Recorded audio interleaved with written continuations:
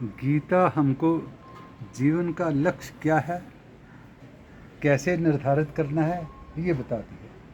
सबसे प्रथम अगर हम व्यवहारिक तौर पे देखें तो गीता का लक्ष्य यही है कि सतत कार्य करना। भगवान ने गीता में भी कहा है, नहीं कश्चित क्षणमपि जातु तिष्ठति कर्मकृत कार्यते हर्षा कर्म सर्वा प्रकृति जैर्गुणे, कि कोई भी मनुष्य क्षण भर भी फ्री नहीं रह सकता। हमने सांस लेना है, हमने कोई ना कोई कार्य करना है। हाँ, ये हमको चूज़ करना है कि कौन सा काम करना है, कौन सा नहीं करना। हमें जो कार्य करने हैं, गीता में कहा है अपने स्वधर्म के हिसाब से। स्वधर्म का अर्थ ये है कि जो देश काल परिस्थिति के हिसाब से हमने सिलेक्ट करे हैं, जहाँ जो हमें परिस्थिति के हिसाब से, वर्ण के हिसाब से, आश्रम के हिसाब से हमको अलॉट हुए हैं, वो कार्य करते रहना है। उन कार्य करते हुए अगर उसमें कोई दुख भी आ रहा है, कोई परेशानी भी आ रही है, तो उसको हमने कभी सोचना नहीं है, क्योंकि कोई भी कार्य ऐसा नहीं होगा जो कि उसमें कोई नुक्स ना हो। तो प्रकृति के कार्य भी हैं, हमारा भी कोई कार्य नहीं। जैसे हमने कहा, अगर किसान भी खेती कर रहा है तो उसको भी पेस्टिसाइड डालने पड़ेगा।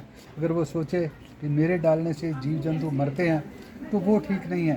तो ऐसा कोई काम करेंगे उसमें किसी का नुकसान होगा, कुछ होगा, परंतु हमें जो अपने इंटरेस्ट के लिए काम नहीं है, समाज के लिए अपनी ड्यूटी के तौर पे जो काम कर रहे हैं वो करते रहना है। यही भगवान ने हमको उपदेश दिया है, यही एक्सीजेंसीज ऑफ एक्शन है, सदा कार्यरत रहना है। भगवान ने यही कहा कि पूजा करने की और किसी को कोई आवश्यकता नहीं है। 18वें अध्याय के 46वें श्लोक में भगवान ने कहा है, यत्ता प्रवृत्तिर्भूतानाम येन सर्वमिदं ततम स्वकर्मणा तमर्भ्यच्च सिद्धि मिन्नति मानता, कि भगवान की अपने जो अलॉटेड कर्म है उसको करते रहना ही पूजा है। तो अगर हम भक्ति नहीं कर सकते, अगर हम ज्ञान अर्जित नहीं कर सकते, तो हमें जो अलॉटेड कर्म है वो करते रहना है। अब उसमें फल की इच्छा नहीं करनी, फल भगवान के ऊपर छोड़ना है।